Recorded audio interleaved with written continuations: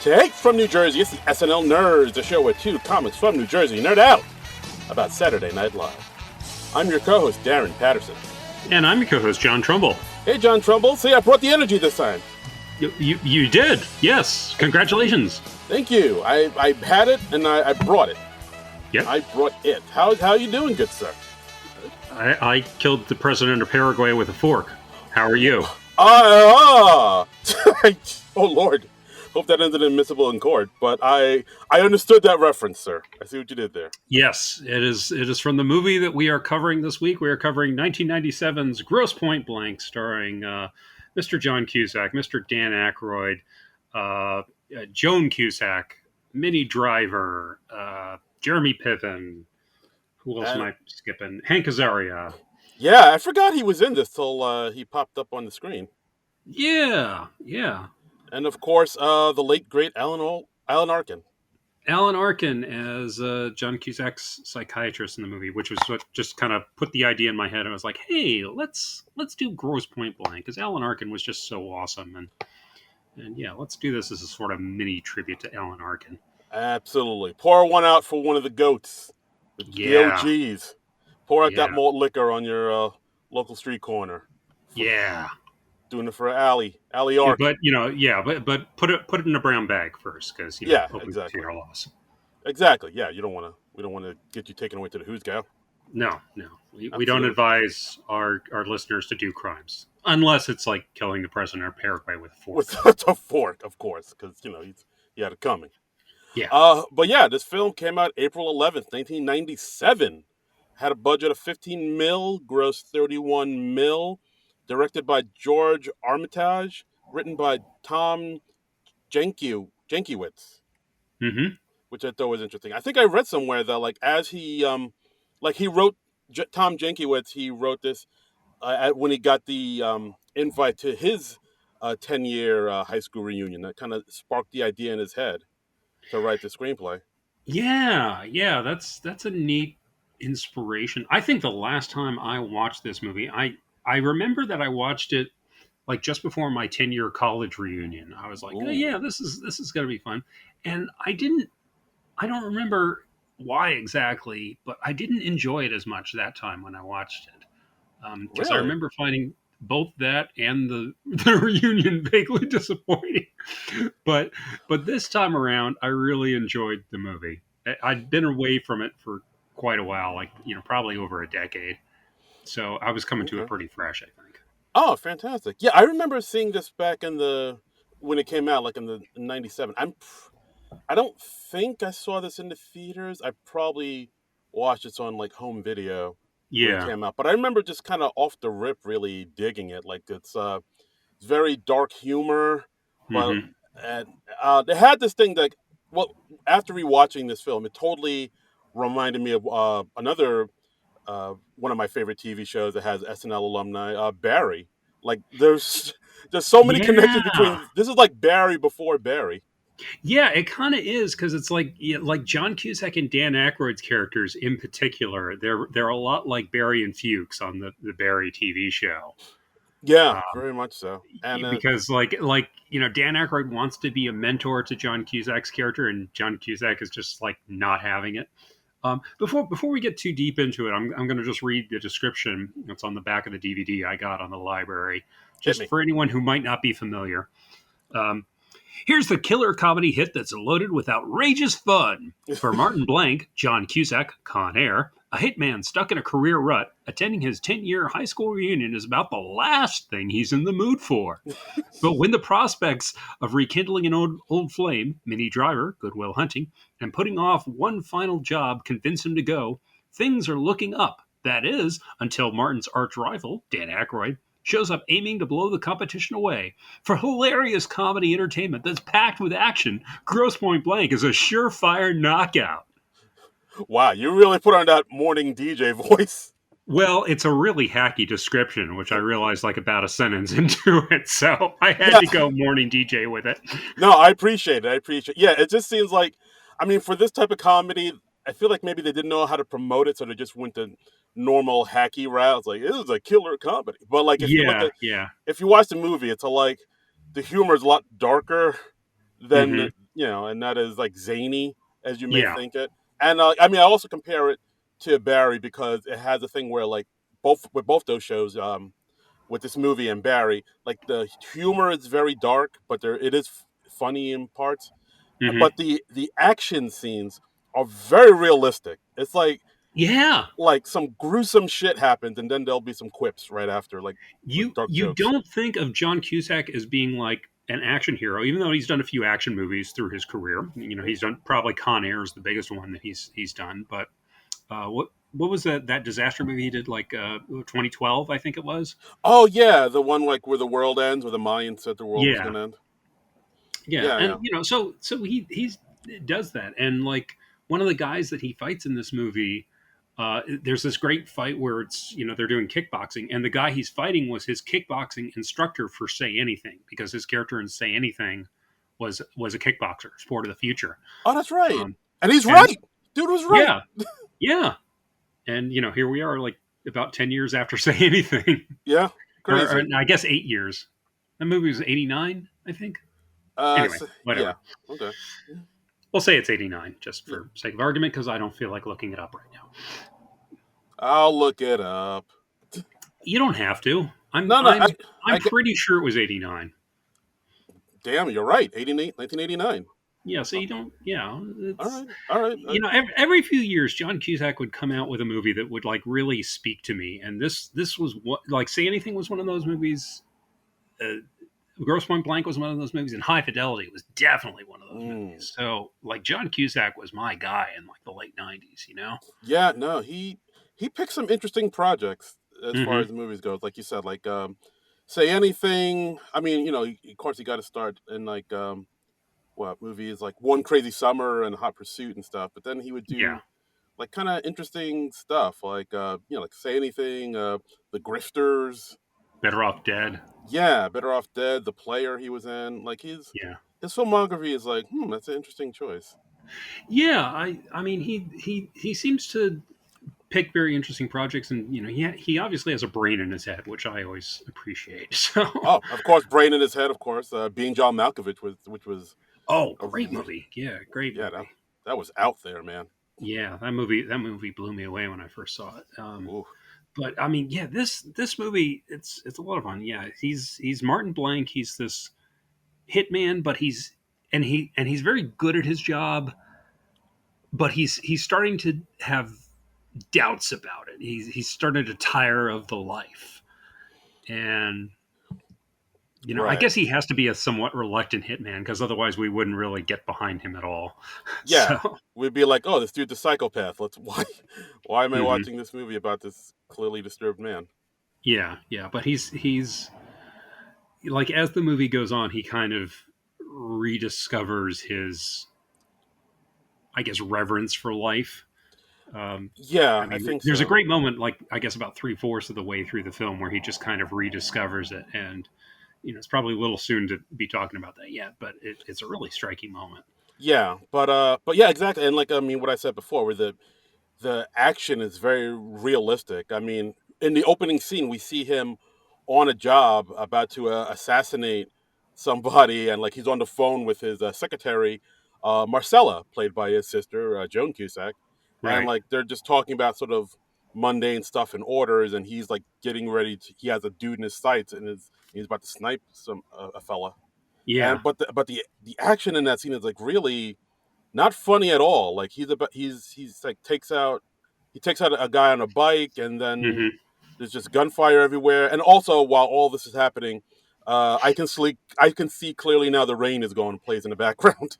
Yeah, the soundtrack on this movie, amazing. I mean, just great songs, because it's like the movie takes place in like 1996, so it's his 10-year high school reunion. So it's a lot of songs from the '80s. We've got the Violent Femmes, Blister in the Sun. We've got the Clash. Joe Strummer was the music supervisor for the Mm, movie. So nice. yeah, a lot of great stuff. We got Under Pressure by David Bowie and Queen. I mean, a lot of great songs. Yeah, some English beat, Mirror in the Yeah, Bathroom. the Got some Specials, the Jam, Susie and uh, the Banshees. Pete Townsend. Yeah, Uh, just soundtrack is primo. I'll say Yes. Yeah. for sure. Yeah.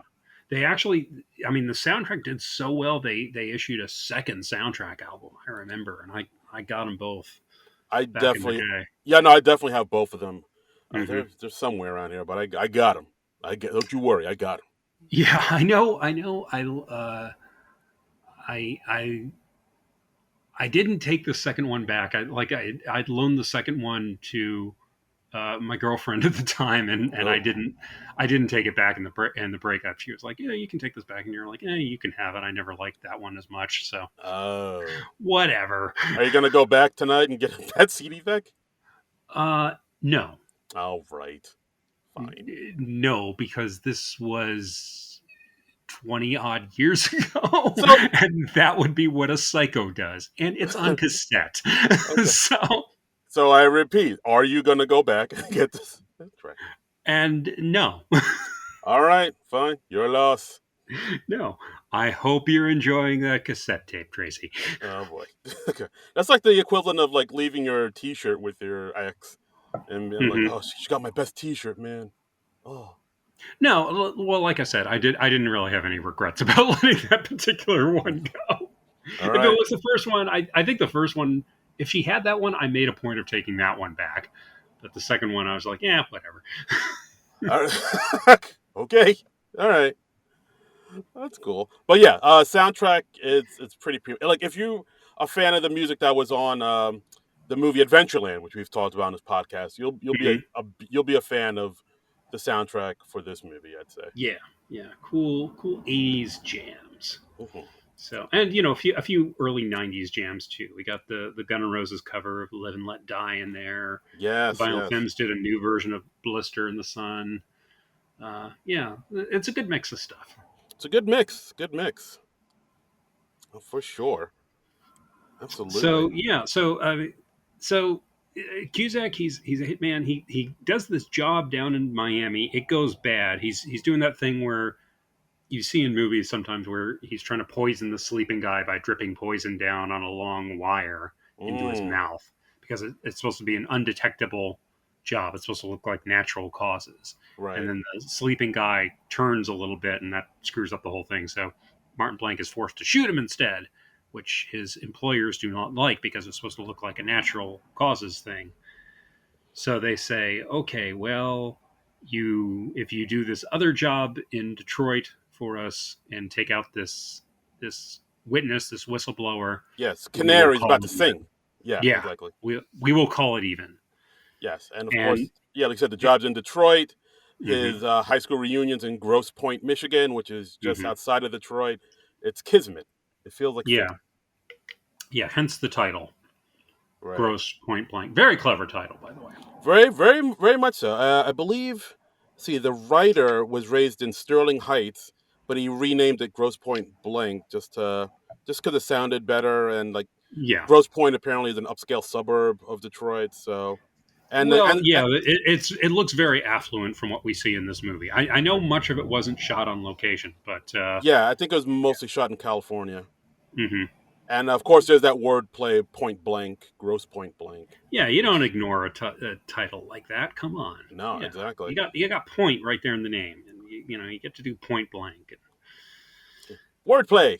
Yeah, Yeah, yeah. and So like Cusack's character Martin Blank, he's very reluctant to go. He's talking about it with his psychiatrist, and we discover over the course of this scene between Cusack and Alan Arkin that he's Alan Arkin isn't technically uh, Martin's psychiatrist because he's like, it took you 4 sessions to tell me what you did for a living, and when you told me, I said I don't want to work with you anymore because you're a professional killer, you're an assassin. yeah, and I understand it. I get it. Yeah, I get it, Doctor Oatman.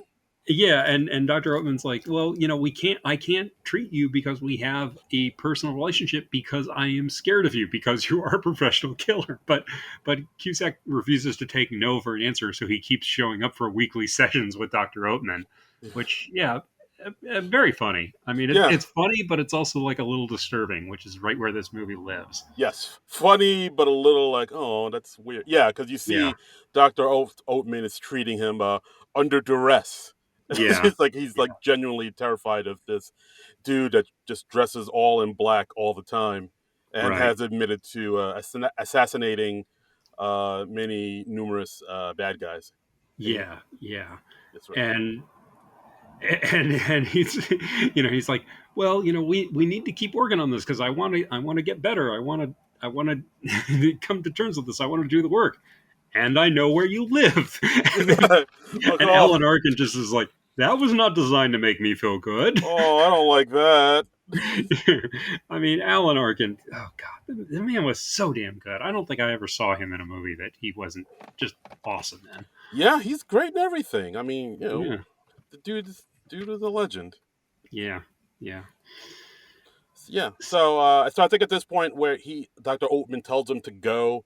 I mean, Yeah, mainly it just seems like just because he wants to get him out of his office, but it also is right. because he says he should go just get some closure, and also to uh, maybe talk to or confront Debbie, the girl that he left behind, that he's like Right. been obsessed over for all Yeah, these he's still years. having dreams about her, and since we later in the movie learned that it's a Mini Driver, yeah, I get it, totally get it. That totally tracks. Yeah, I mean, hey now. Mini Driver is great in this movie, and she and Cusack have a really nice chemistry. I kind of forgotten. Did they date in real life at all after this movie? I have a Uh vague memory that they might have, oh but we wow. didn't look that up. I didn't hear anything about that. I mean, it wouldn't surprise me, but yeah, Okay. the chemistry between the two of them is quite good, and that's great because like I mean that most of the movie sort of hinges on that. But Hmm. yeah, the chemistry between them is pretty solid. Also, I gotta say, John Cusack. I mean, for a hitman, he looks damn cool in a lot of these scenes. Like Yeah. just black suits, sunglasses, just Yeah. hip as all hell. Like he's a suave looking motherfucker. Yeah, yeah. I mean, most men look good in black suits, I suppose, and you Yeah. toss a nice pair of sunglasses on there, and a Hmm. gun on top of that. Yeah, you're gonna look pretty cool. That's right. Because every girl's crazy about a sharp dressed man. This is true. This is true. Hmm. So it turns out that that Martin Blank has taken this job from Dan Aykroyd's character Grosser. So Grosser then makes a phone call and like basically reports on Blank, and he's turning him in. We think it's to like a rival hitman or something. And Grosser's big thing is he wants to form a union for hitmen. Mm. So like the basic idea is like I guess they can share rates and share information so that they don't double up on jobs and stuff Yeah. and all that. And Cusack doesn't want to have anything to do with that bureaucracy. Yeah, So because he's a lone wolf man. He plays by his own rules. right, I'm a right. loner Dottie, a rebel. Yeah, yeah. I saw. I did a quick review of this movie on Letterboxd, and I saw a review. It was like this is the most Gen X movie ever made. It's saturated with all their obsessions with not turning into their boomer parents, ironic self-deprecation, therapy, quirky girlfriends, and '80s music. That's It why is I also love it so much. yeah, it is also pure Gen X as the hero of the film is willing to kill to avoid joining a union. Not quite as revelatory as when I first saw it, and I thought Martin Blank was the coolest man ever. Mini Driver is still an absolute babe, though. That's a Mm. review from Will Menaker on Letterboxd. So I We agree with you, Will Miniker. yeah, I thought We that was agree with cool. Yeah. Um, so he goes back to his old hometown of Grosse Pointe, Michigan. Um, you. and he's so reluctant to take the job that officially sent him there that he doesn't even open the packet with the information for like half the weekend. Yeah, he opens it like towards the end of the movie, and I don't. I'll tell you that kind of surprised me well, we'll get there, but like when Yeah. he finds out who he's supposed to off, I was like, oh, all right, that's Well, a shocker. it's a twist in the film itself, but if you watch the trailer totally gives it away. Oh, does it? Oh, it's It right. does. Damn you, trailer. It's yeah, it's kind of hilarious, and that the trailer just spoils it outright. Mm, son of a bitch. But But okay, so yeah, he goes back into town, and we realize quickly he's being followed by these two guys played by Hank Azaria and K. Todd Freeman, who right. I'm not really familiar with. Have you seen K. Todd Freeman and other stuff? He's been in a few things. The one thing I recognized him in, because I was a big fan of the TV show Buffy the Vampire Slayer. Okay. He's in that as Mr. Trick. Okay. All right. So I if mean, you're he looked familiar to me, so maybe I recognized him from that, but I didn't realize where I knew him from. Apparently, like Don Cheadle was originally supposed to play that role, but oh he wow, didn't for whatever reason. But that would have been cool. I could see that happening. Yeah, Yeah, I could totally see Don Cheadle in that part. yeah. But yeah, I mean, he's also done a few other movies. Let me just take a look real quick. K. Uh, Todd Freeman, you mean? K. Dot Freeman, yeah, like Yeah. yeah, I mean, Don Cheadle's done a lot of stuff. Yes. K. Dot Freeman was oh, he was in the last Ninja Turtles movie as Dr. Baxter Stockman. Oh, Oh uh, well, I mean, everyone talks about Dr. Baxter Stockman. I mean, he's of like the course. most popular character in the Teenage Mutant Ninja Turtles franchise. I mean, my God, absolutely I mean, I go to a Comic Con and it's just nonstop, wall to wall, K. Baxter Stockman cosplay. all the stockheads Yeah, I just won't mean, shut up. yep. But yeah, he's done like some stuff from here and there. Cider House Rules. He was in The Dark Knight as Polk. Oh, okay, cool. All right. So yeah, he's done some stuff. He's been around. Okay, cool, cool. Absolutely. I also like there was that one scene where Martin goes to his old high school Hmm. and he runs into one of his old teachers, Yeah. Mrs. Canetta, and like Miss Canetta's like, "Oh my God, Martin Blank, what happened to you?" Like you, and then she Hmm. says this one line I always like, "You've been Detroit's most famous disappearing act since White Flight," which That's good. I also like how he's like, "Oh, how have you been? You've still got that whole Mary Tyler Moore thing going on." Like the dialogue in this movie, it's like because I understand they improv a lot on this movie, right. and so the dialogue has a nice spontaneity to it, which I really appreciated. I mean, it really does feel like real conversations. Yeah, absolutely. And it's like it's at this point from the teacher we learned that yeah, like pretty much after high school, like I think even before graduation officially, he like skipped town and Yeah, just left, and he just never came back, and no one knows what happened to him for 10 years. So him coming back yeah, we is like a big deal in the town. yeah. So you kind of wonder how the reunion committee tracked him down to send him the invitation, um, but whatever. It's a movie. Um, Yeah, actually, not to mention it, like how did they mail the invite to him? Because yeah, they would have had mailed it to his last home address, and once we get to where Martin Blank grew up, his house, yeah. it's not there. Yeah, it's become an Ultimart convenience store, which is one of the funnier scenes in the movie. He like walks in and he's going to the guy behind the counter and he's like, "What are you here? Why are you here?" He can't quite wrap his mind around the fact that his childhood home is now a convenience store. That was crazy. And he calls up his psychiatrist, Dr. Oatman, and he's like, "You can never go home again, but I guess you can shop there," which is such a great line. It's a great line, and yeah, then we kind of learn more about Martin's upbringing, like Yeah. how did this happen? How come? Where is his parents at? Then we find out Hmm. his mom is in like some type of living facility, because she's Yeah. not doing well mentally. Like she's been taking lithium, according to the Yeah. nurses, and she's not really kind of all there, unfortunately.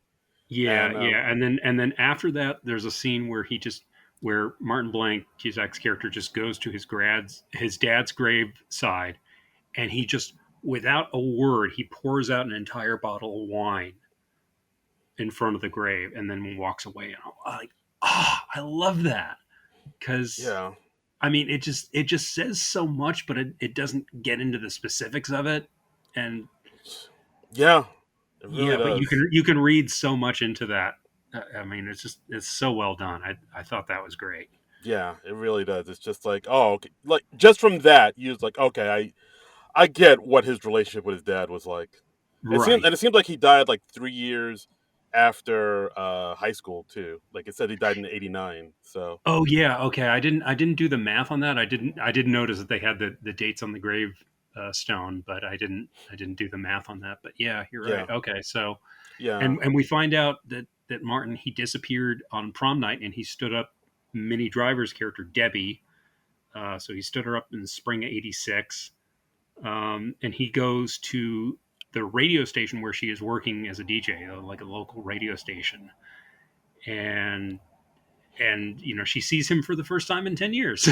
yeah. And he just pops out of nowhere, and she's all Yeah. shocked. And like I like this their first meeting because like when they Hmm. first see each other, they immediately kiss, and then they like pull away from each other and they don't kiss because they realize it's still awkward between them. But like that Yeah. first instinct was to kiss each other, but then they like each other. They pull apart from each other and be like, "Oh, well, how are you? How's it going? Yeah, what Yeah. have you been up to?" And then like they kind of distance away from each other, and then they kind of come back. It's very awkward, but it felt very Yeah, but right. but they still have that chemistry there, even though there's like hurt there and there's awkwardness and distance between them because they haven't been in touch for a decade. And it's also they also start a great running gag through the movie where like people ask Martin Blank like, "Well, what have you been doing with yourself? What have you been up to for the last 10 years?" And then if it's somebody that he's close to, he just says outright, "Oh, I'm a professional killer." And nobody believes him Nope. because why would you? Yeah, like that's a funny thing to say. Like, ah ha ha, you're a hitman. Yeah, Hilarious. yeah, and yeah, he does that with Debbie. He does that with Debbie's father when he goes over to her house, and he does it with his old friend played by Jeremy Piven. Yes, Uh, Paul. yeah, Paul. Paul played by a pre-entourage, pre-hair plug Jeremy Piven. Yeah, yeah, yeah. I love it when you go back and watch older movies of actors who've gotten you know hair treatments and Yeah, you can see like, oh yeah, okay, that's why they had that. yeah. It's so weird because it's weird because like I remember watching all these old movies with Piven in it, and he was Yeah, clearly balding. And then yeah, yeah, like around Entourage, just one day had full head of hair, and no yep, one no one mentioned it. No one said like none of my friends like. So we're not going to mention that this dude just has a full old head of hair now, and he was super yeah. balding like a year ago. I Okay. think I think when you've had hair loss yourself, you are kind of hypersensitive to like watching other actors' hairlines go like up and down over the Uh, course of their oh, movies. it's forward. I hear So you. I I mean, hear you. Joel McHale in Spider-Man 2. Ooh, really? Check it out. Check it out. He's a bank teller in Spider-Man 2 with Tobey Maguire. He turns Aunt May down for a bank loan, and it is pre-community, pre hair plugs. Oh shit! I gotta check. I never noticed that before. Yep, yep. Interesting. Okay. I mean, just Google Joel McHale Spider-Man 2, and you will see what I mean. All right. Cool. Listeners, call in. Let us know about your favorite balding actor that suddenly Yeah, wasn't balding one day. yeah, yeah. Another hilarious one, and then I'll get off this topic. I swear, is Okay. the first few seasons of Homicide: Life on the Street. Yaphet Kotto, his hairline is just way too low on his forehead. It's like an inch above his eyebrows. Yeah. And then I think he just like gives up wearing the bad toupee, or he gets a better toupee, and like suddenly his hairline moves up like another inch or two in between seasons, and Wowie. it's really hilarious. Oh wow. Okay. This is wow. You got an eagle eye for these things. All these things I always kind of glossed over them, but you got a gift, my friend. You got a. Those are the ones I'm aware of. Those are the ones I'm aware of, and then of course there's Mr. William Shatner, but that's a whole podcast in itself. Yeah. Is that your next podcast? William Shatner's headline. There is a website that is just devoted to analyzing William Shatner's hair in Mm. all of his various movie and TV projects. Wow. Okay. Yeah, it's like Shatner's toupee at blogspot.com. Oh wow. Um, and if you go there, you will spend probably at least an hour just going through and being like, "Well, what about this project? What about?" And it's just analyzing Shatner's hair in every damn thing he's done. It's hilarious. Okay. All right. Okay. Wow, I learned something new today. All right. So check that out, listeners. Check it out. Check it out. Yeah. So where were we? Wow, we really went down a rabbit hole there. Um, so oh yeah, Jeremy Piven. Jeremy Piven. He reunites with his friend Paul, played by Jeremy Piven. yes. 10 years, and he screams 10 years, 10 years, because 10 years. he hasn't heard from him in 10 years.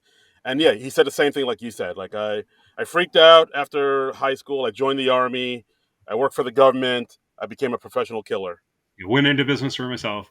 Yes, Professional real killer. killer. Yeah, yeah. And Jeremy Piven's character is in real estate, and we see Cusack kind of accompanying him on showing a house to a young couple that they're dragging their feet on buying it. And when they're getting back in the car, Piven confesses that, oh yeah, I was the one who closed the deal on your childhood home It's like because yeah.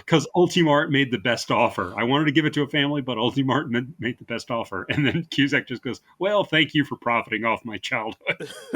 Oh, And another great line. I love the screenplay of this movie, man. screenplay's solid. Screenplay's so damn solid in this thing. Yeah, and this was uh, John Cusack was, he rewrote the script along with his buddies. Uh, what are their names? Steve Pink and John D.V. DeVicentis, and Ah, they were also some of the guys who wrote High Fidelity. So it's got some of the same fun humor of that movie. it's got the same bones. Yeah. Okay, I hear you. Nice, nice. So, I mean, while this is happening, we see that Martin has noticed that there's a few other people in this town that don't look like they belong here, and like Right. he walks by one dude that looks very European, and he kind of Yes. eyeballs him, and then he sees the two guys in the car across the street, Yeah. and then he gets a White call. guy and a black guy, and whenever a white guy and a black guy get together for a project, they're up to no good. Damn straight, no damn Yeah. good. No damn good. I mean, no good can come of a white guy partnering up with a black guy to, Nope, hasn't happened. Hasn't have happened yet. a project. Nope. Yep. it's, Um, it's nothing but trouble and misery. yeah, So, and the two of them just bicker all throughout, oh my and god, I mean, it's just it's all like what white people walk like this, black people walk like that. yeah, What you know about that? and honestly, it's just a chore to listen to them. It really is. It's the biggest slog. Yeah, Maron. I did find like Hank Azaria much funnier than the other guy though. Yeah, I mean, I think Hank Azaria has more comedy chops than the K. Freeman Yeah. does, but yeah. Okay. So you agree that the white guy is funnier than the black guy? Well, now hold on. I didn't quite say. I said that one white guy is Oh. funnier. Hmm. So that's, Okay. That's all. Interesting. That's all I'm saying. Interesting. Yes, Interesting. absolutely. Listeners, call in. Let us know what you think. Was the white guy funnier or was the black guy funnier? Yeah, exactly. We're interested in hearing your opinions. Please, just let us know. I mean, I know Just- what the answer is. You know what? Just write us on Twitter While at it's still SNL up, Nerd Show, yeah. and just write to us either white guy or black guy. That's all. That's all you have to say. Just say white guy or black guy, and we'll tally those up and we'll report the results. Exactly. We'll announce the results on the next episode. That's right. Absolutely. This won't backfire at all. Nah, it's foolproof. I can't see how it could. There's no way this is going to be great. No way we're going to get flagged. Nope. Yeah. So Martin notices the guys in town, and he calls his secretary Marcella, and said, "Hey, could you let me know like if there's anybody else in town that shouldn't be here?" And Yeah. and Marcella, by the way, played by fellow SNL alum Joan Cusack. Yeah, Sister of John Cusack. Yes, I really like. Part of me feel like Joan Cusack should have been a bigger deal. Like she was in a good amount of movies, but I feel like she should have blown up more. You know what I mean? I don't know why. Yeah. Well, I mean, she won an Oscar, didn't she? Didn't she win an Oscar for In and Out? Oh, did she? I think she did. I'd have to look that up. Okay. Let me see if I can find that real fast. Okay. Oh, that's right. She wasn't in and out. Yeah, like she always. Maybe I'm thinking she's like she does movies here and there, but she's not like constantly in movies, or maybe she's just not constantly in the eye, like I think. She's been nominated for Best Supporting Actress twice, for Working Girl in 1988 and In and Out in 97. So she was nominated for an Oscar the same year she did this movie. Oh, So okay. Uh, so that's cool. all right, but yeah, it always seems like she's in a movie. People are like, "Oh yeah, Joan Cusack, she's amazing," and then she kind of Hmm. goes away for a bit, and then she comes back. Yeah. Is also in a movie like School of Rock, and it's like, "Oh yeah, Joan Cusack, she's amazing," and then she kind of goes Yeah. away. It's like, and I mean, I think that's just character actors' lot in life, you know. hmm, Yeah, she's usually not the lead in projects. I know I remember she had a sitcom for like a hot minute, but it didn't last very long. yeah, But I guess I so. mean, have you ever been sorry to see Joan Cusack in a movie? No, No, no, no. Joan Cusack's the boss. Yeah, She's we she's should ch- she's cherry. we should get like a bunch of these great character actresses together and just put them in their own movie, like Joan Cusack and Judy Greer, and Uh, like all the ones that are like always stuck playing the best friend in movies, and put them together. Give them like a Bridesmaids or something. Joan Cusack, Judy Greer, Catherine Hahn. You telling me you wouldn't watch that movie? Hell yeah, hell Hell's yeah! yeah. I'd watch the fuck out of that movie. That Oh movie would yeah. be totally fuckless by the time I was done with it, because Jesus Christ. I would have watched all the fuck out of that movie. Whoa, gee, John, Mr. Trumbull, good sir. You I'm are just saying, I would watch the fuck out of that movie. Mamma I Mia. would watch. I would watch it so hard there would be no fuck left in that movie. Criminy. Oh, you're making me blush. Good God, good, great balls of fire. Yeah. Uh, but yeah. Oh, should we talk about the shootout scene at the Ulti Mart? Oh, let's.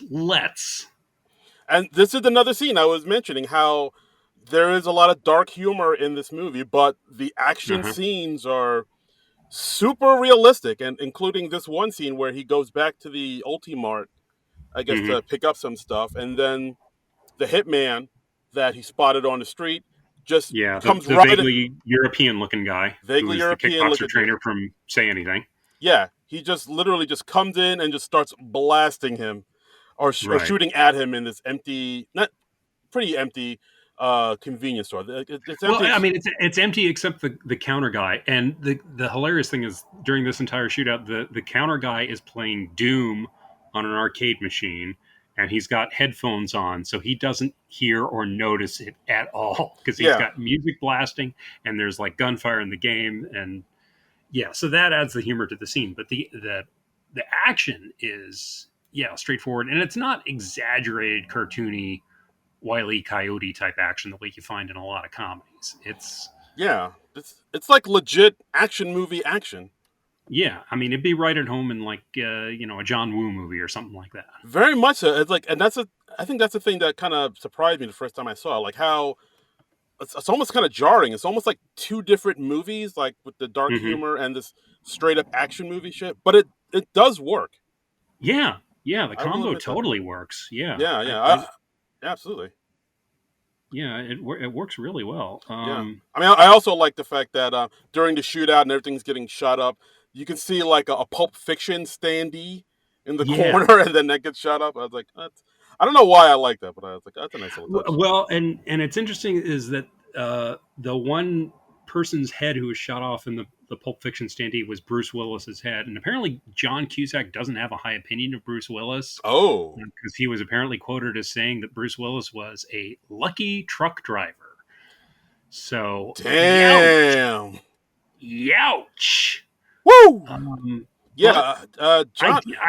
I Hmm, guess I can see why John Cusack would feel that way because like Cusack comes from he comes from like an acting family. Like pretty much everybody in his family is an actor, yes. and like they were very active in the Chicago theater world and all that. And I'm sure he looks at somebody like Bruce Willis as just somebody who just he's like a bartender who fell into acting one day and then became like the biggest star on the planet.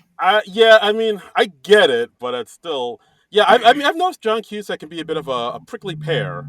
You know what I mean? He Like can be, yeah, like yeah. I follow him on Twitter, and yeah, he does have a prickly side to him. yeah. I mean, well, as we're doing this podcast right now, we are not in just one but two strikes, Hmm. as SAG-AFTRA is on strike now, and Mr. Cusack Yeah. has some very choice thoughts about about the SAG after strike and the companies and the AI and There's a lot of tea being spilled, and ooh, yeah, he's telling stories. He was telling a story about like one actress he knows and is acquainted with, and it's just kind of relating the story of like how little some actors get in residuals, and people were like, oh yeah, he's probably talking about his sister Joan, but he didn't say, but right, yeah, that's yeah.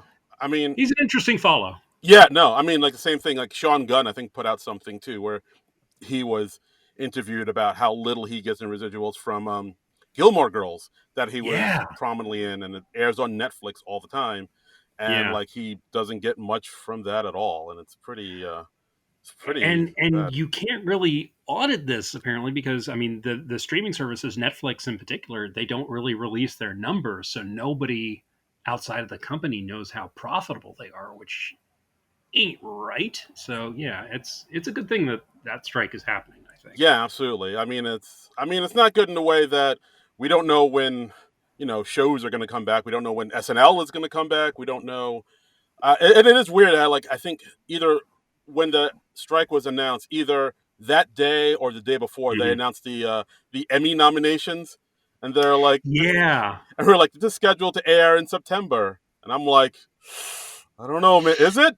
Is it? Are Yeah, but look, I'm 100% for the strike because the actors and the writers, they both need far better deals than what they've been getting, and No, if absolutely. this helps them get better deals going forward and ensures that future generations can get what they deserve, then absolutely, I can live without shows for a while. Yeah, absolutely. We'll be all right. But yeah, like There's tons of old stuff to watch. I've got like a list of possible movies that we can watch for the SNL nerds, and I've got literally like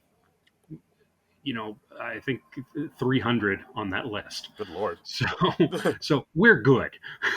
The movie with the this is Sparta. That movie 300. Yes, Darren. Yes, Okay. the Haha. movie 300 is on that list. Because you said 300, and I thought you meant the movie. Ha. I so wish I could kick you down a pit right now. Okay. If I could just like put on a loincloth, just oil myself up because Mm, apparently I have to do that in that movie, and then just kick you down the pit while screaming, "This is Sparta." well, I would do that at this moment in time. I mean, you did kill the king of Paraguay with a fork, so Yeah, yeah. you could do it. I'm just saying, it's a very homicidal weekend for me. Yeah, you are. You. No wonder you love this movie. It suits my mood. I have a lot of anger to get out. Oh, oh, so much blood.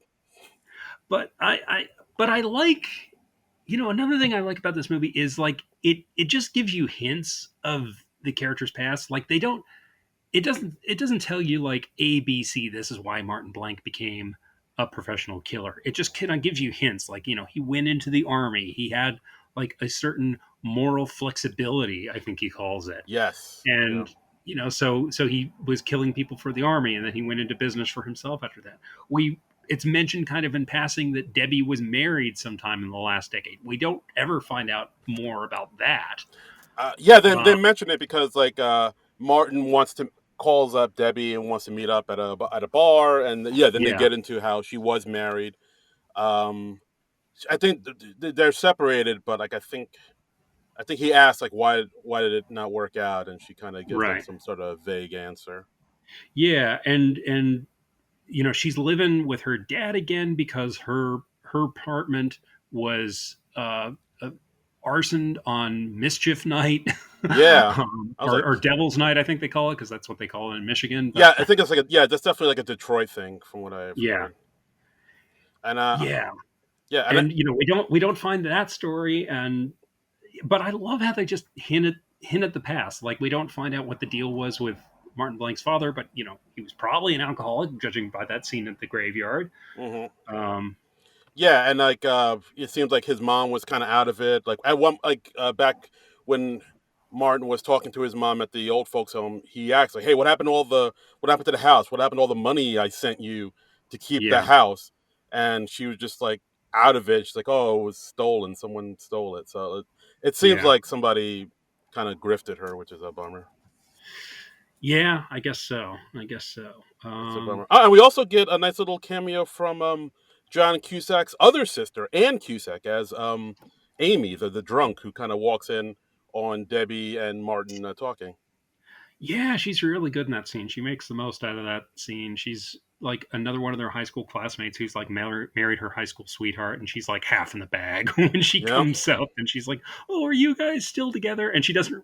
She thinks Martin's name is Marvin, and yeah. it's it's just a very funny scene. It's a good scene. It's a good scene. And yeah, again, like the chemistry between Minnie Driver and John Cusack cannot be overstated. It crackles. They Yeah, crackle, baby. yeah. They just spark with each other, and you really are rooting for the two of them to get together or get back together during this movie. And Debbie says something significant to Martin during their dinner, where she says, "You know, you need a shakabuku." Hmm. And he's like, "What's that?" And she says, "That's a swift spiritual kick to the head that alters your reality forever." And he's like, "Oh yeah, that sounds good." I mean, because he's so dissatisfied with his life, and he needs something to like kind of shake him out of his complacency. Yeah, Um, no, I like that. Like, there's like a bunch of little lines in there that are good. Like, I like the one where, like when Amy, the drunk, comes up to mhm. Debbie and she says, "Oh, I love your show. It's so timeless." And then, like under her breath, Debbie says, "Yeah, it does run a little long." Yeah, This yeah. is There's a great scene when Cusack goes into a diner and he's facing off with Dan Aykroyd's character Grosser, and Cusack orders an egg white omelet, and the waitress is like, "Well, technically that's not an omelet because it's just egg whites." And he's like, "Look, I don't want to get into a semantic debate about it. I just want the protein, all right." Just great, great line. it's very good. Yeah, because like at this point we find out who are the two, or who are the three people that followed Martin into Michigan, and we find out Yeah. two of them are domestic covert ops for the NSA, as Hmm. Hank Azaria's character and Freeman's character. So Yeah. like basically I think they're there because they once Martin does his hit, they wanted to take. They're gonna kill him and take him out. Like they're looking for like an Oswald. They said. Right. Yeah. Because they say, like, oh, well, we have to wait for him to do his hit. And then if we kill Martin Blank, we're the good guys. But if we kill the other person first, then we're the bad guys. So they, Yes. and, and I like how they don't reveal that until like several scenes in. We think those guys are just other hitmen at first. Yeah, I thought they were totally other Hitman for a while, but I like how they sort of kept that a secret until, they kind of teased that, and later on in the movie they Right. did the big reveal. And Grosser is the one who's like put them on Martin Blank's trail. So he's like working with the NSA Exactly.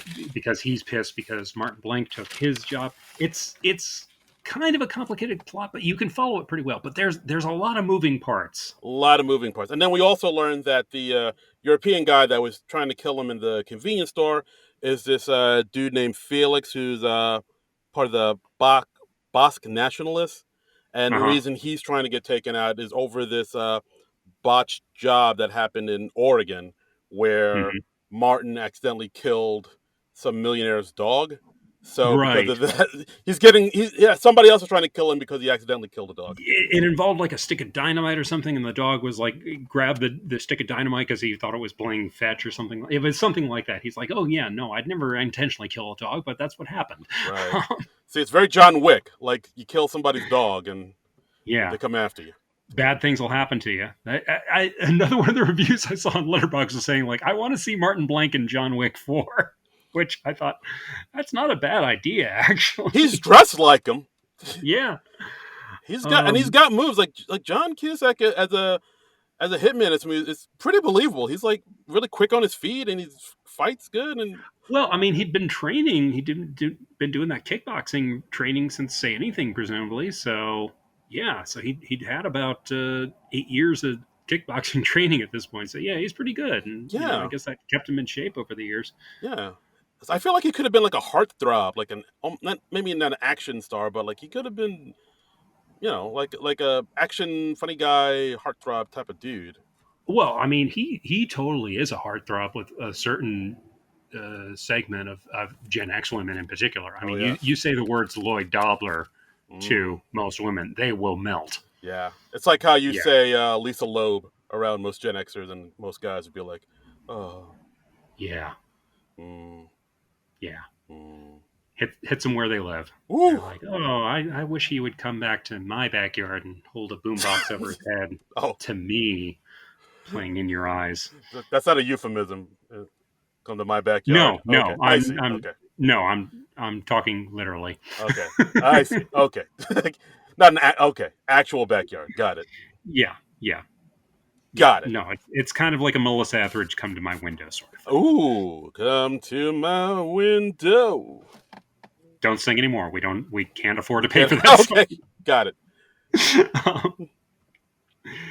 But and there's a cool moment when Martin and Debbie get to the reunion, and he Martin, like, he meets with another classmate who has like her newborn baby there, and she's like, "Oh, how's your life?" And he just says, "In progress," which Mm, I love that response. And he holds the baby for a while, and there's a scene where it's just Martin staring into the face of this month or months old baby, and it's just them staring into each other's eyes, no dialogue, just the music, and you can tell that it's like what Debbie was talking about before, where it's the shakabuku. He gets the swift spiritual kick to the head that alters his reality forever. He kind of rediscovers a reverence for life in that moment, yeah, all you had to do was look and at a baby. and I love it because it's like it just plays out through the acting and the expressions. It's like most other movies would hit you over the head with it, and he's like, "Hey, I just had that thing you were talking about," or Right. but no, they just show it to you and they trust you to get it, and I love that. Yeah. No. Absolutely. It's a pretty fascinating moment where it's just like it's literally just him staring at a baby and the baby kind of looking at him and smiling, and Yeah, like that's all that really needs to such be a said. cute baby, by the It's an way. adorable baby. So yeah, That and baby's I the don't know best. what they did to get those cute smiles out of that kid, but whatever they did, it paid off. I just hope they didn't do anything heinous. Oh, like let's not even go down this route because it's going to upset Yeah. me, and I don't. Okay. I don't want to be upset. Yeah. I hope they just did something pure and wonderful to make that baby smile. Yeah, somebody jangled their car keys. Let's just keep with that Yes. story. I don't. Yes. And the car keys were a safe distance from the baby. Thank you, thank you. All right, I They can. were out of reach, but All right, they were still sparkly. I yes, And okay. I can still enjoy this movie. I don't want to condemn. they had a fun stuffed animal, and the There it baby is. got to keep it afterwards. There. Okay. All right. Thank you. Thank you. Yeah. Whew. Ooh. All right. Well. It was a really intense game of peekaboo or something. I don't know. Oh, oh, it's so adorable. Peekaboo. It's funny because you have no object permanence. God. Um. um, But yeah, yeah. Like you said, like he invites her to the reunion, which he I think at first he wasn't gonna go, but like after he talks to yeah. Debbie, kind of now he kind of does want to go, and And by the way, he still has not looked at the packet of the person he's supposed to kill. He's put it off for almost the entire weekend. yeah, exactly. Like I think once Marcella told him who was in town looking for him, Marcella was like, "All right, so you're getting out of there, right? Like you need to Yeah. go." And he was like, "No, it's the job's not done. I'm gonna stay here till the job is done." And she's like, "What are you waiting for?" And like the last time we cut back to Marcella because like he's calling her periodically through the film. Last time we see her, she is literally got a can of gasoline that she is pouring all over the office, a lit cigarette in her mouth. She is getting ready to book out of town, Yeah, and it's just hilarious. it's very good. It's very good. But yeah, so the two of them go to the reunion. We also see that Felix, the European hitman, finds out where they're going to be at, so he follows them, and then Yeah. the two agents are out there too. Also, before that, we got a nice little scene where Martin Blake goes to Debbie's house and he talks to her dad, Hmm. and then they have a nice little back and forth about what he's up to. Yeah. Yeah, and he's like, "Oh, well, what are you doing these days?" And he says, "Professional killer." And he says, "Oh, good for you, growth industry." Yes. Yeah. That's such a great, clever running gag because, like, if somebody said that to you in your life, you would just think they were joking. You wouldn't Yeah. you wouldn't blink an eye. You would just be like, "Oh, ha ha ha ha ha," like because nobody expects to meet a professional killer. Yeah, absolutely. That's crazy. Yeah, But yeah, then we get to the reunion. Again, great soundtrack. We got some hmm Faith No More, the We Care a Lot song. yeah, And we get Jenna Elfman in a back brace. I forgot she was in this movie too. yeah. And apparently, according to the IMDb trivia page, that was like a little Joan Cusack tribute because Joan Cusack was the girl in the back brace in 16 Candles at the dance. Oh shit, that's right. So that was like a little tip of the hat slash homage. Oh yeah, yeah. I So think she said that she like died and came back. She was in a car crash, and I guess she saw God or something. It's a very interesting scene. yeah, Yeah, yeah. All right, man. And of course we see. I guess there's this one guy, Bob, who's like hmm the BMW dealer, and I don't know, he just comes yeah. in. It's like super drunk, and I don't know. I don't And know. he was apparently like a bully in school, or at least an asshole in school. And Yeah, yeah. yeah, Because I think we learned he like beat up Paul at one point and stole his woman. yeah, Yeah, so he has anger issues. yeah, Absolutely. yeah. But yeah. I mean, ultimately we see uh, Martin and Debbie actually having a good time, just kind of hmm meeting up with the old gang, and but at the same time they're we see that they've all moved on and they have big jobs and families, and they've kind of Kids and yeah, kids. Yeah, they've kind of become their parents in a way, so it's a little, yeah. it's interesting how they play it, I thought. Which is interesting because it's a 10-year high school reunion, so they should be like 28 at the most. Yeah. It's, One of them says like, "I have 3 kids," and I'm like, "Oh Jesus, damn, you 3 kids in 10 years? My God, that's a yeah, lot." you were busy. Yeah. Um, But yeah, like through all of this we see Debbie and Martin getting close again, rekindling, and of course at one point then they're finally making out, and then they go to they walk the halls in the school and go to the nurse's office. They to hook. make out. Yeah. Playing doctor. And because it's a nurse's office. Yeah. And yeah, so then they get to this point where they say like, hey, maybe we should get out of here.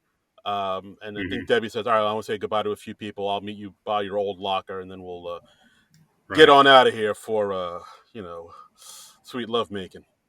And there's a neat scene where we see Cusack go to his old locker, and he like reaches up into like a corner of it, and he finds like this old joint that just like crumbles away in his Mm, hands. That's been there for the last 10 years. pretty cool. It's hilarious. Yeah, but that hilarious scene gets cut short because as soon as he closes the locker door, Felix the hitman just springs out of nowhere, hmm trying to murk my boy. And again, Yeah. another serious action scene where like these two dudes are just straight up trying to kill each other while Mira in the Some kick ass kickboxing. Yeah. yeah, Kiai! While Yeah. Mira in the bathroom plays in the background.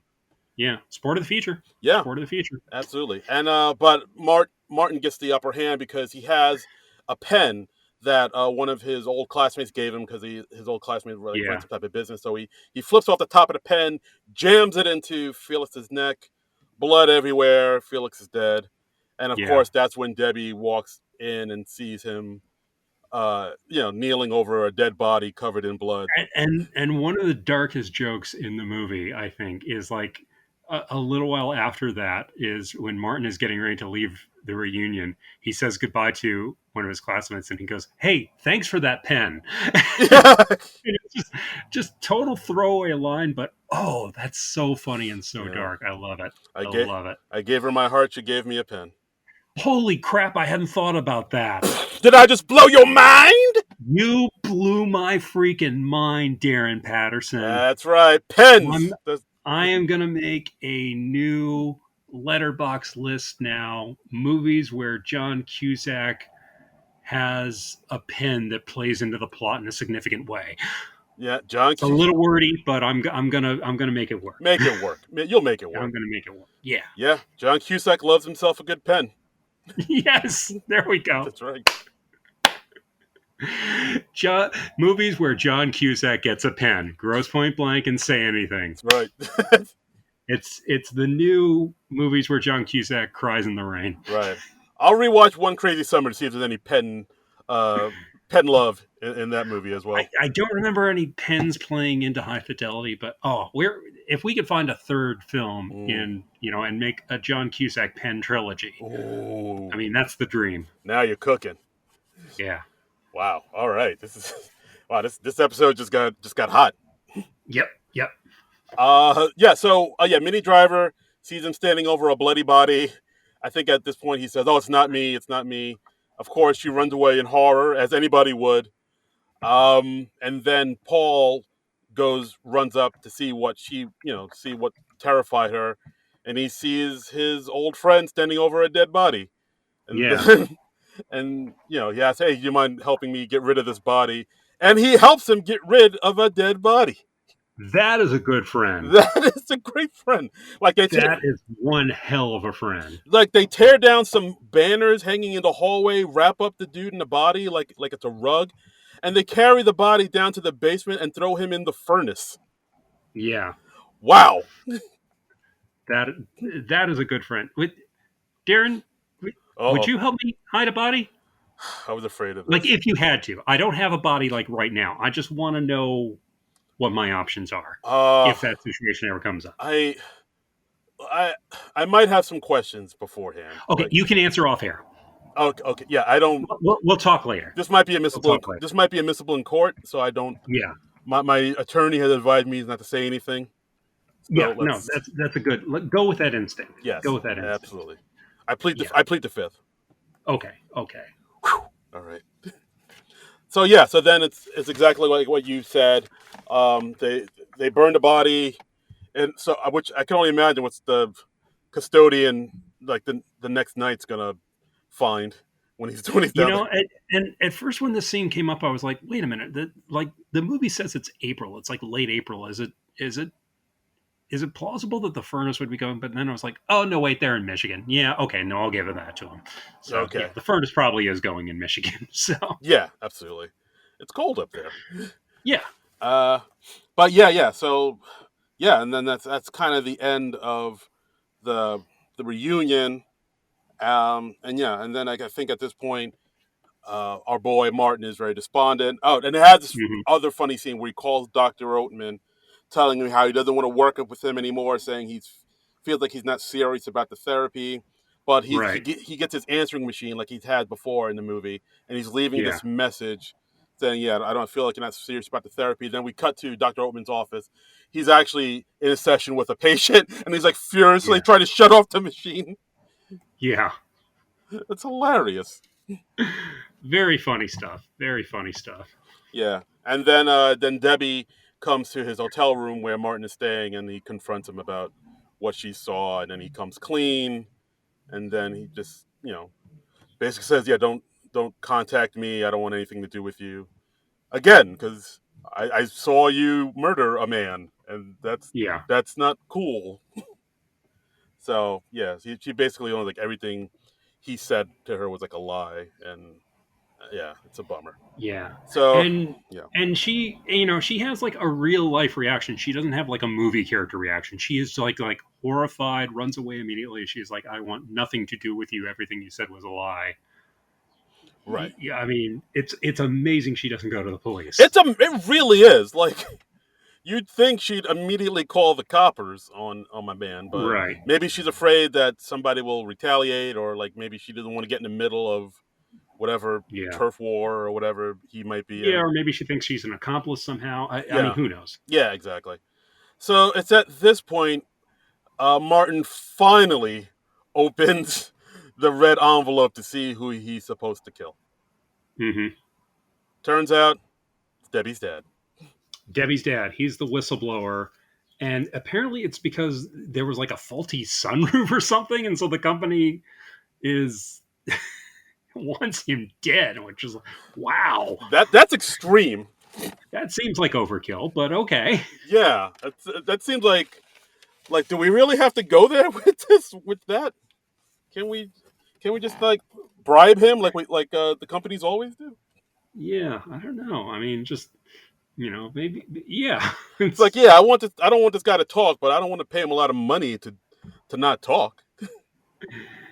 yeah, Just it's take away his life. So he finds out that Debbie's dad is the person that he was supposed to have killed all weekend, which kind of puts a dampener on his plans. Yeah, kind of, kind of. But then, Which then at that point, we see that because Grosser, when they met up in the diner, Grosser threatened to kill his mark for him, and then he was going to kill right, him because like right, tensions between them gotten pretty high. yeah, yeah, So yeah, because Cusack doesn't want to join the union. yeah. This he wow, Grosser really wants him to join this union. Yeah. And by the way, the trailer for the movie totally gives away the fact that Debbie's dad is the hit that that Martin Blank has been assigned. So it's just Yeah, it's just that's a totally blown. that's a bummer because that's actually a pretty good twist. It is a good twist, yeah. And I watched the trailer after I rewatched the movie, and I was like, oh wow, yeah, this totally gives away the twist. that would have been fun not to know, but here we Yep, are. yep, Yeah. So at this point we cut to Debbie's dad jogging down the street doing his exercises. Martin yeah, pulls up in a car, tells him to get in immediately, just as Grosser is about to snipe him. He yeah, drives him off to his huge house in Grosse Pointe. That house is yeah. phenomenally big, and It's Gross Point seems like, I mean, outside of all the hitmen and the exploding convenience stores, it seems like a really nice place to live, yeah, it seems pretty. right? Yeah, it seems pretty affluent. Like Yeah, nice clean sidewalks.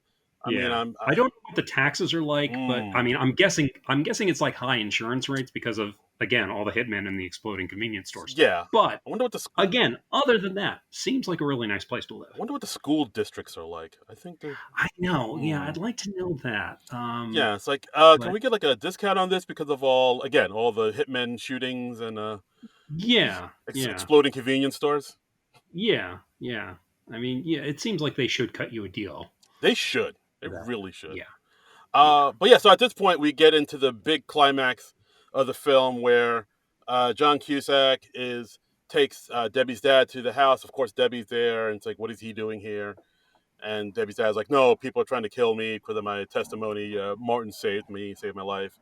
And then that's as Martin's gearing up, John Wick style with the gun. He's also talking to Debbie and his dad and clearing the air about everything, about yeah. like how he freaked out in at the end of high school, went to the army, and like was grappling with these feelings that he wanted to kill people, and like you said, Right, the government testing and how he worked for the government as a sort of hitman for hire, and then he went on his own. And as all this is happening, Grosser and his hitmen are coming to the house, shooting up the place. Martin's picking off people one by one, just right. straight up murking fools.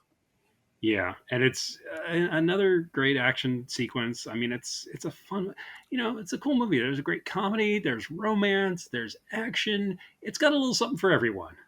Yeah, I think at one point we see him shooting some guy in the kitchen, smashing his head in with a frying pan. Debbie Hmm. sees all this and he said, Debbie, I'm in love with you. I know we can make this work out. Right, and I think he like bonks the guy on the head like Yes. in the middle of that sentence. He's like, "Debbie, I'm in love with you." Bonk, and I know we can make this work. Kabong! It's just so funny, so funny. Exactly. So, yeah, he takes Debbie and his and her dad up to the bathroom, tell him to hide in the bathtub, gives him a gun, shoot anybody who comes in here, and he just like again a very realistic action scene at this point where he's Yeah, yeah. like just capping dudes coming up the stairs. We have Grocer coming in looking for him, still trying to get him to join this union, Right. and And I love that like Debbie and her dad, like neither one of them like suddenly becomes an action star or is like blowing people away. No, they're reacting like how normal people would act in that situation. They are freaked the f out, and Cusack takes them and just like hides them in the bathroom. He's like, "Get in the bathtub. Here's a gun. Uh, Debbie doesn't even know how to work the gun. Yeah, yeah. I like that. At one point, like Cusack pokes his head back in and he says, "Oh, it's me, Martin." Right. And then she just hands him the gun and said, "Make this gun work." And like, because Yeah. like she had the safety on or something, she did not take it off. Yeah, yeah, and he just like takes care of it like it's nothing, and then hands it back to her, and then she like is aiming it at him, and he doesn't even really realize that she is just as terrified of him as she is of any of the hitmen. And if it was like another movie, if it was like the whole 9 yards or something like that, like she would suddenly become this badass hit person herself. But Yeah, it's a smarter, more realistic movie than that, I think. yeah. Any other movie, like they'd play some badass music and like you Yeah, see like doves flying in the background, like a John Woo movie. But no, right. she's cowering in the bathtub with her dad and a gun. Right. Yeah, yeah, which is what a normal person would do in that situation. That Exactly, and cower. and soiling themselves Exactly. most likely. Yeah, you pee your pants and cry. That's what everybody Yeah, does. yeah. You weep. You call for your mom. Hmm. You repent. You call out to God for help, Yeah, and soil yourself. Yeah. yeah, yeah. Uh, Dan Aykroyd has a fun bit too, where he's like when he's after Cusack and he's like. He starts singing "She'll be coming around the mountain when she comes," Yeah. and he's like, I'll be coming around the mountain. I'll be coming around the mountain. I'll be blowing your fucking head off. I'll be just Aykroyd's very funny in this movie. He's having a ball in this part. He's having a ball. I mean, it's a great part for him, and we get just the right amount of Aykroyd. Yeah. He doesn't like tip it over into like too comedic or too cutesy or anything. You believe him as a hitman, uh, Yeah. but yeah, it's some heavy Barry Fuchs energy Yeah. between him and Cusack in this movie. Yeah. You can tell he's slightly unhinged, but he's still Yeah, competent. Like he still knows he can, he still is like a professional, but at the same time yeah, he has a hair trigger with his anger and yeah, this is a lot to go through just to get one man to join a union. yeah. True, true. But it would not surprise me at all if we found out that Bill Hader and Alec Berg were fans of this movie. I know Bill Hader in particular is a huge film buff, so I bet he's a fan of this movie. Absolutely, absolutely. So So yeah, so at this point, Martin is shooting up people. We have the big standoff between him and Grosser. I think they're like in the kitchen at one point or the living room, but mhm. they're like kind of standing on each side of the other, the divider. I think at one point we see our government agency RSA guys bust in, ready to arrest them. Yeah, They've been out of the movie for a bit, yeah. but as soon as they bust in, both Martin and Grosser just shoot them all up and blast them to smithereens. Instantly blown away. I mean, because they are just standing in the doorway aiming their guns. They don't take cover or anything, so it's Yeah. no wonder they get blown away. But it's amazing. Like they're just abruptly disposed of, and then that's the last we see of them in the movie. Yep. That's it. Nobody gives an f about them anymore. Nope. That old storyline is just right out the trash. Yep, yep. So yeah, so then we see that Martin and Grosser are still shooting at each other, are still talking. They're saying, Yeah, do you I still want you to join the union after all this. And then yeah, of course Martin says, "Will there be meetings?" And he's like, "Of course." And he said, "Nope, no meetings." But yeah. at this point, we And see he kills him by crashing a television onto over his head. yes, because Martin is out of bullets, so he Yeah, grabs like the nearest thing, one of the old school, not a flat screen, one of the old school TVs, the yeah, tubes with the big back, yeah. Because 1997. Yeah, 1997. And yeah, he gets Grosser to poke his head out, smashes his head in with the TV. Grosser's dead, which is yeah. pretty grisly death. Yeah, I mean, we see like the body twitching with the TV on top of him, and Yeah, I was like, oh, I bet Aykroyd had fun with that. yeah. I was like, Jesus Christ. So then, after all that, Martin goes back up to the bathroom where Debbie and her dad are hiding. He avoids getting shot by Debbie, Yeah, and then he asks Debbie to marry her. yeah. Marry him. Marry him, yes. Yeah, And Debbie's like, I think I need a minute. And her dad was like, well, you have my blessing. yeah, yeah, And yeah, and then it ends with Martin and Debbie just in a car driving out of town. just getting out of town. And apparently that was a cut that was suggested by like a studio exec when they were seeing a screening. He was like, "You should just cut as soon as the dad says you'd have my blessing. Just cut to them getting out of town." And the director was like, "Okay, well we'll try it," and it works. I mean, because you don't really need any of this stuff in between, Yeah, you know. I guess not. It just works. I mean, we've seen enough of their chemistry early on, and we know that Martin sincerely wants to change. So I guess the implication is that he's getting out of the business, and everybody who was after him is dead now. So they could make a new life of it, you know? I mean, I guess they could, but then I don't know. It seems like he killed that one European guy, Felix. So, like, wouldn't they send like another hitman after him or something? Maybe, yeah. You know, I mean, I don't know. I guess they could have made a sequel if they felt like it, I suppose. Yeah, But and then I mean, actually, there is apparently a sort of sequel to this movie, like another John Cusack movie where he plays a hitman or an assassin, War Incorporated. He's in that, and I think Joan Cusack is in it as his assistant as well. So it's people are like, oh, that's sort of a sequel to Grosse Point Blank. I've never seen War Incorporated, but oh no, I'm thinking I kind of want to now. 2008 film. Yeah, I don't think I've seen that either. Yeah, yeah. So, Interesting. Oh, Dan Aykroyd plays a part in that too. oh well, maybe he's Grosser's twin brother, Dun dun out for dun. revenge. Yeah, John Cusack, Hilary Duff, Marissa Tomei, Oh, okay. Ben Kingsley. Oh shit. Wow, I didn't know that Aykroyd was in it. I'll add that to our list of possible SNL nerds films. So Possibly. Yeah. yeah, This maybe we should cover War Incorporated next week and maybe. Yeah. do a little mini marathon and see if this is actually a sequel. Maybe, I vaguely remember this movie coming out, but just barely. Yeah, Uh, I'll see if it's streaming anywhere, and we'll, yeah. we'll figure if we can watch that. And, Opened to an extremely limited release in only 2 theaters across the U.S. Jesus. ooh, All right. okay. Okay. That's an interesting tidbit. And yeah, that's the movie, guys. I mean, Grosse Point Blank still holds up. I enjoyed it. Still holds up. Yeah, Yeah. it still holds up beautifully. I really enjoyed revisiting it. I mean, it's been long enough that that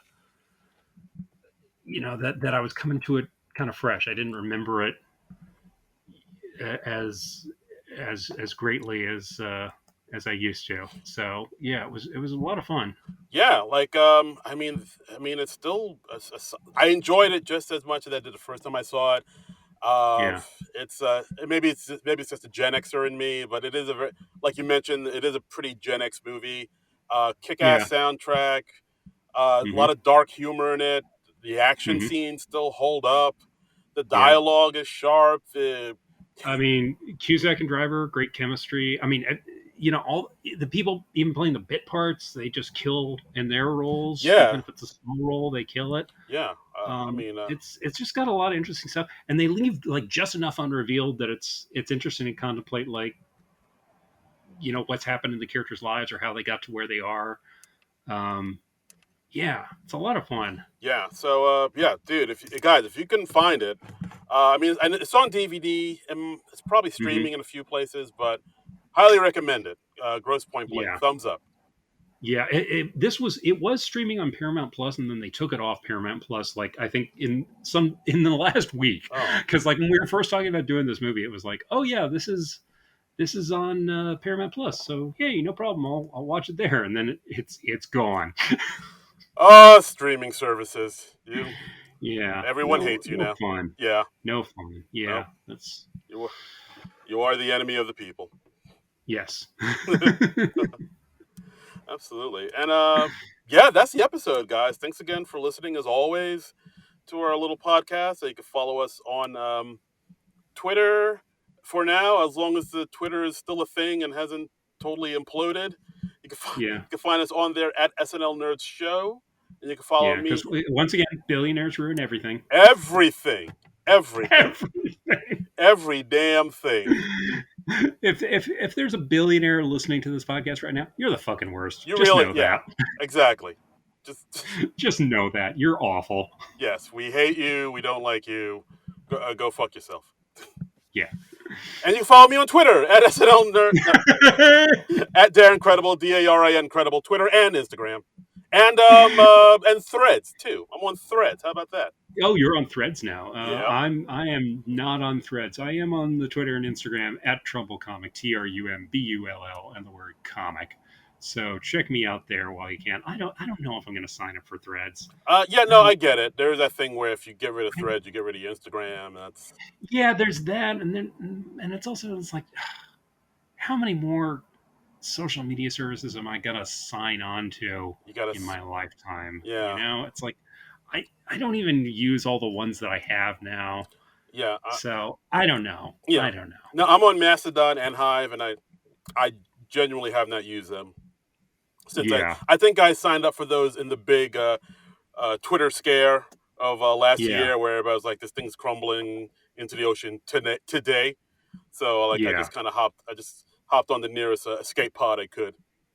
Yeah. But I still have them. If you want to follow me on Hive or Mastodon, they're there. Yeah, I signed up for both of those. Haven't used them, so I don't know if I don't even remember if I have to agree to follow. I know one of them didn't have a desktop. It's a whole thing. It's a whole thing. It's a whole Who wants to mess with all that? Oh, Oiga Vault.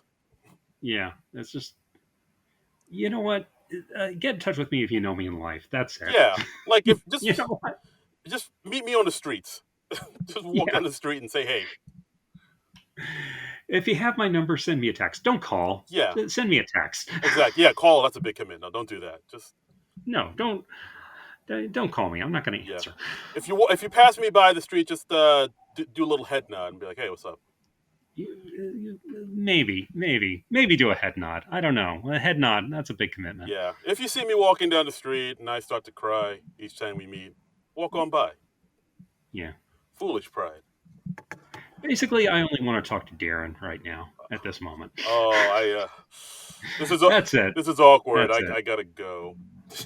Okay. All right. Well, we'll call it for this week, and this will keep me for like the next 6 days, I'll say. So, hooray!